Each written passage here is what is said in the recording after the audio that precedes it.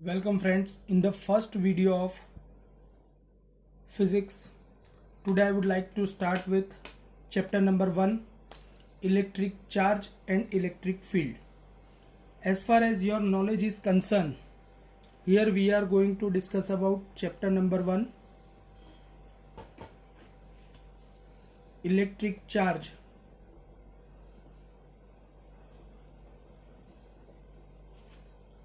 and electric field.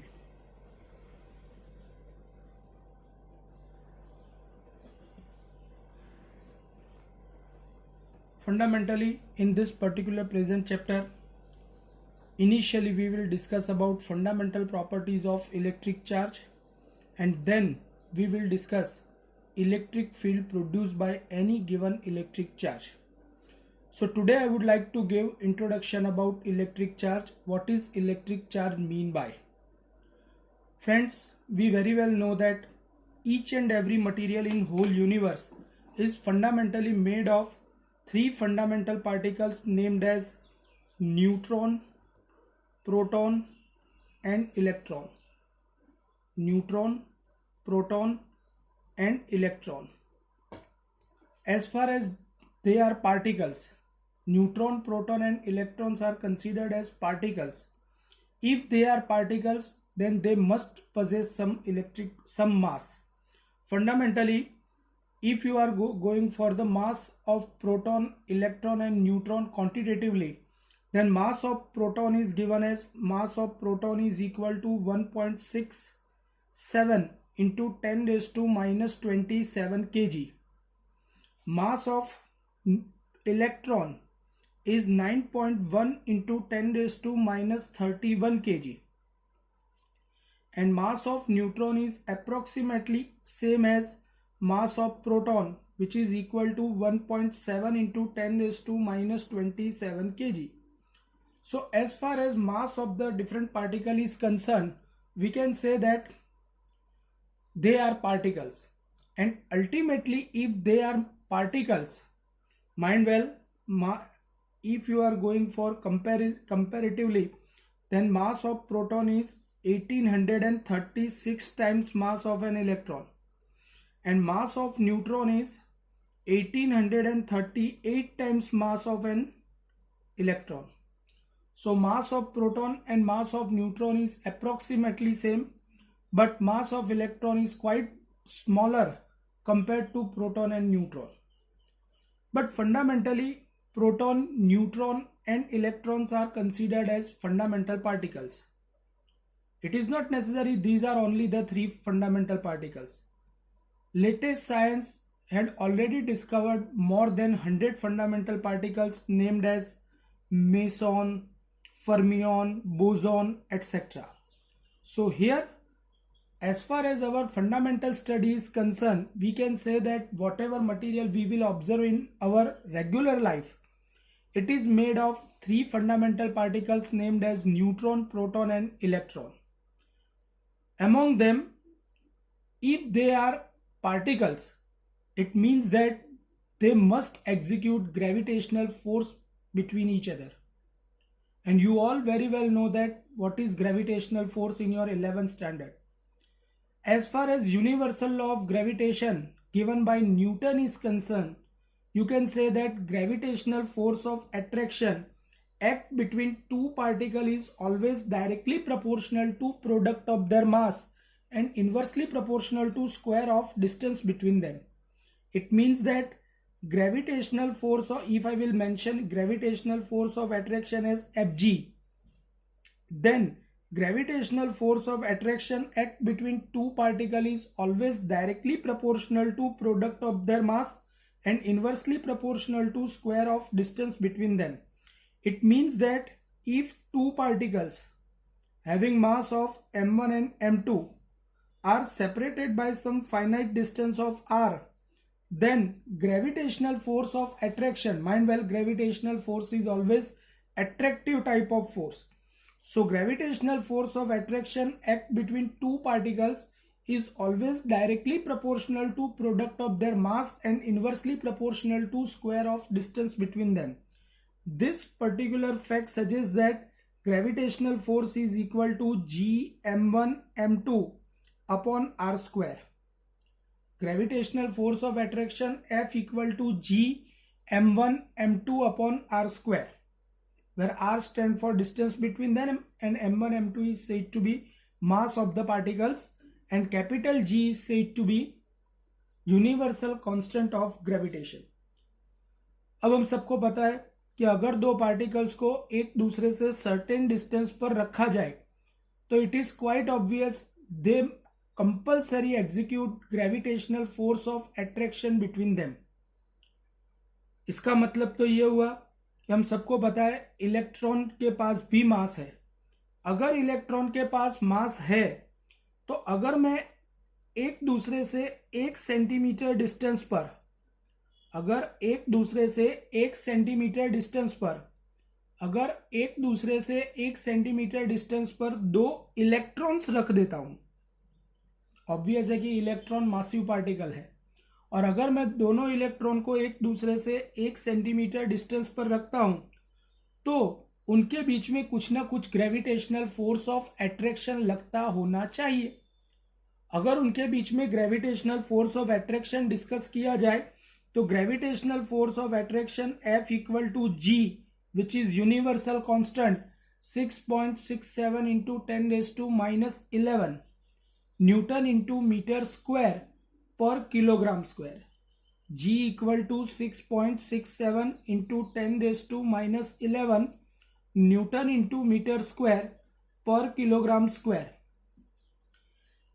सो यहां पर भी मुझे कंसीडर करना पड़ेगा मास ऑफ इलेक्ट्रॉन और दोनों के बीच का distance which is we had selected as 1 centimetre, मतलब 10⁻² मीटर का स्क्वायर. सो फंडामेंटली ये कैलकुलेशन किया जाए क्योंकि मास ऑफ इलेक्ट्रॉन मुझे पता है, डिस्टेंस पता है, तो अगर मैं यहां पर gravitational force of attraction decide करने जाऊं तो ये वैल्यू आती है 5.5 इंटू 10⁻⁻67 न्यूटन.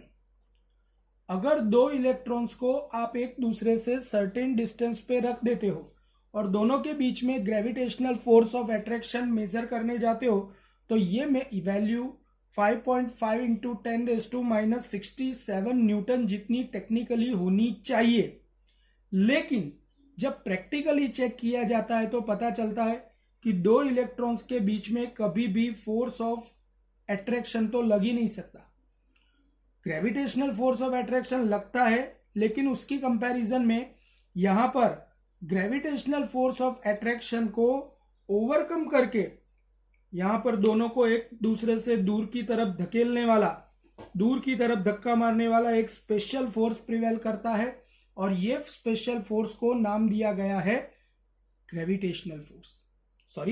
ये फोर्स को नाम दिया गया है electric force. You all very well know that an internal property of any particle which is responsible for execution of gravitational force is said to be mass. कोई भी दो पार्टिकल्स के बीच में ग्रेविटेशनल फोर्स ऑफ अट्रैक्शन लगने के लिए particle की जो प्रॉपर्टी रिस्पॉन्सिबल है उसे फोर्स कहा जाता है. सिमिलरली दो पार्टिकल्स के बीच में इलेक्ट्रिक फोर्स लगाने के लिए पार्टिकल की जो इंटरनल प्रॉपर्टी रिस्पॉन्सिबल है that is said to be electric charge. Again I would like to repeat, an internal property of any particle which is responsible for execution of electric force is said to be an electric charge. An internal property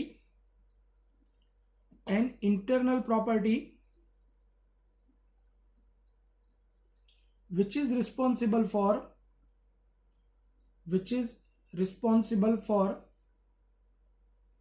execution of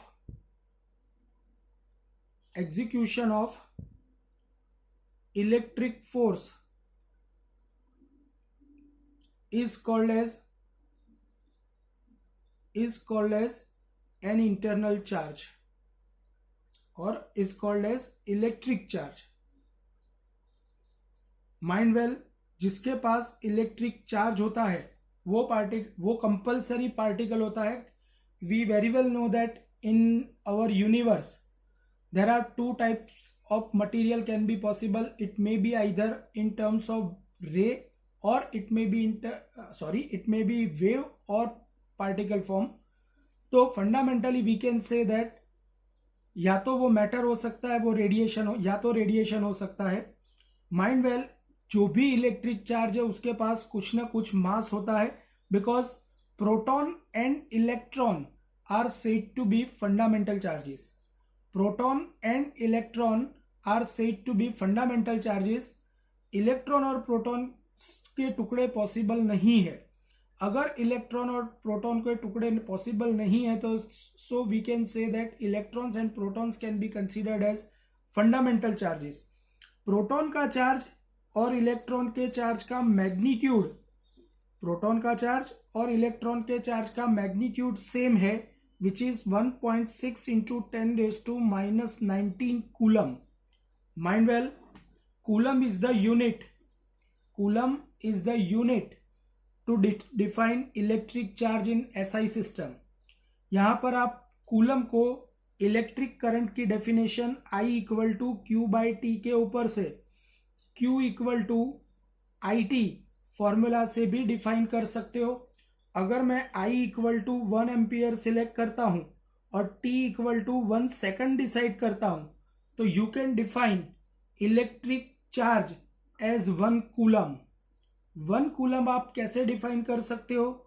1 coulomb define करने के लिए मुझे current 1 ampere लेना पड़ेगा, time भी 1 second लेना पड़ेगा. तो here you can say that the total, if 1 ampere of electric current is passed through any conductor, any cross section of conductor in 1 second, then the total electric charge passed through that cross section is said to be 1 coulomb.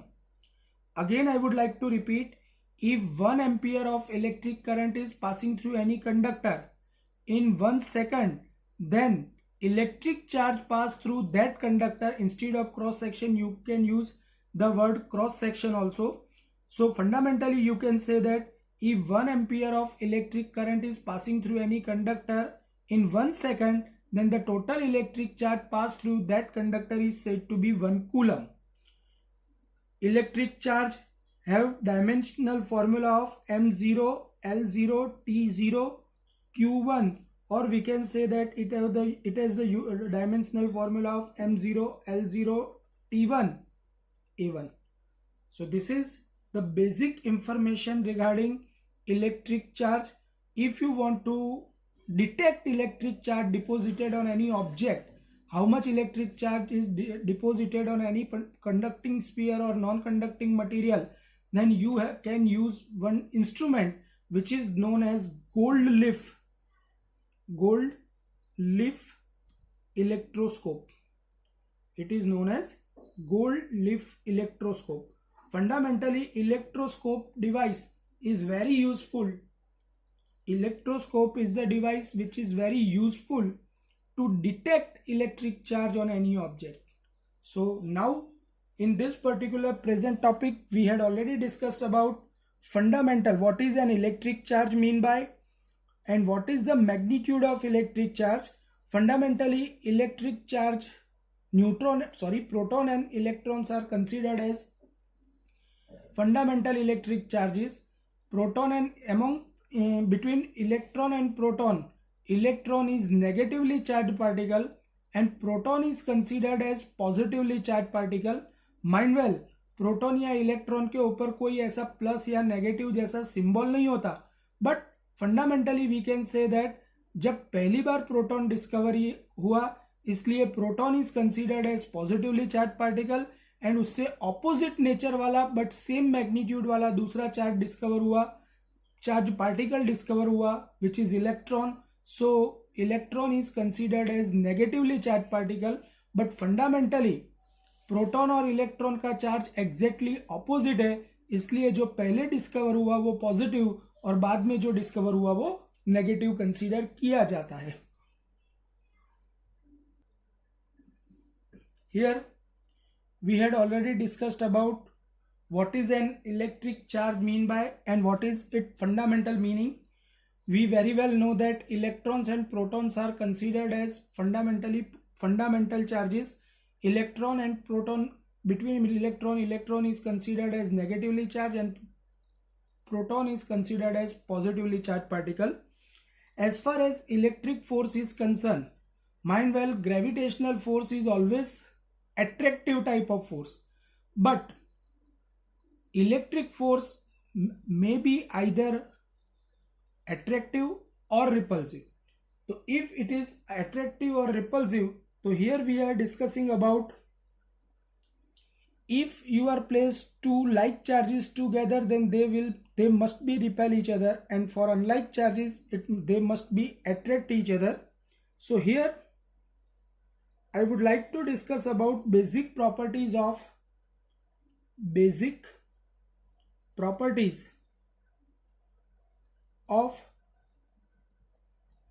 electric charge.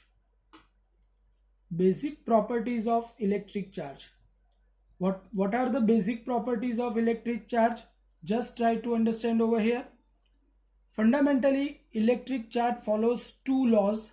First one is said to be law of quantization of charges, and another is said to be law of conservation of charges.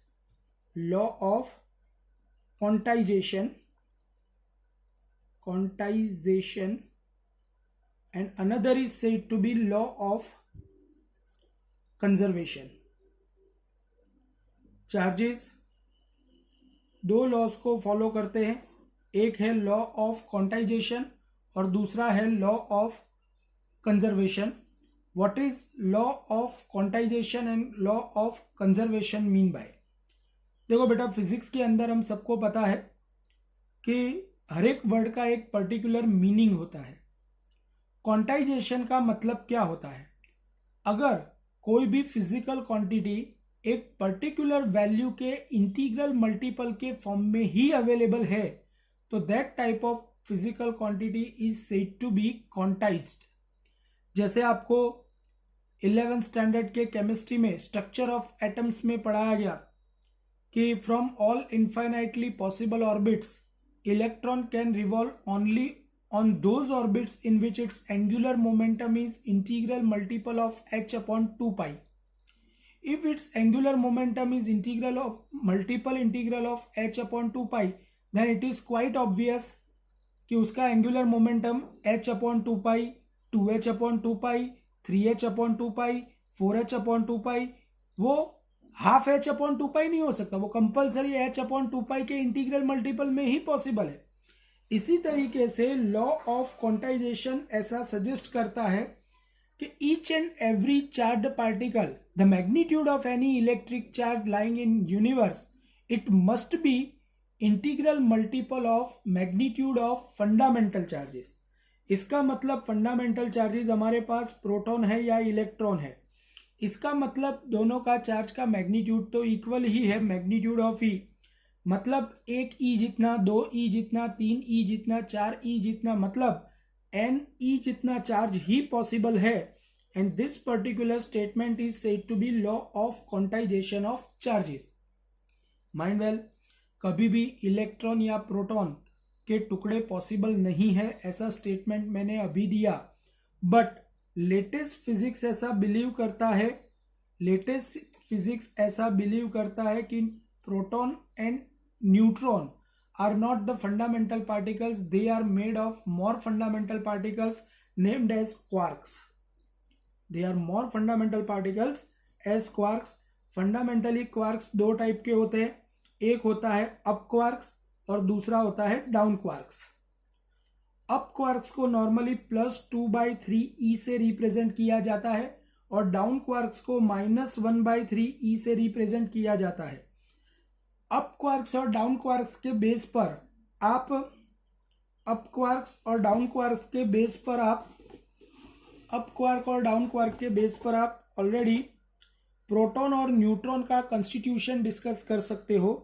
Proton के लिए हम सबको पता है कि proton का charge positive है, इसलिए +e जितना होता है. इन शॉर्ट, अगर मैं 2 अप क्वार्क्स लेता हूं और एक डाउन क्वार्क सिलेक्ट करता हूं, तो तीनों के कॉम्बिनेशन से टोटल चार्ज कितना हो जाएगा? 2/3e plus 2/3e minus 1/3e. So ultimately it will become plus e. 2 plus 2 4 minus 1 3/3 मतलब प्लस e. सिमिलरली न्यूट्रॉन का टोटल इलेक्ट्रिक चार्ज होता है 0. इसका मतलब ये हुआ कि UDD दो एक अप क्वार्क्स और दो डाउन क्वार्क्स सिलेक्ट करेंगे तो 2/3e minus 1/3e minus 1/3e, तो अल्टीमेटली इट विल बिकम 0.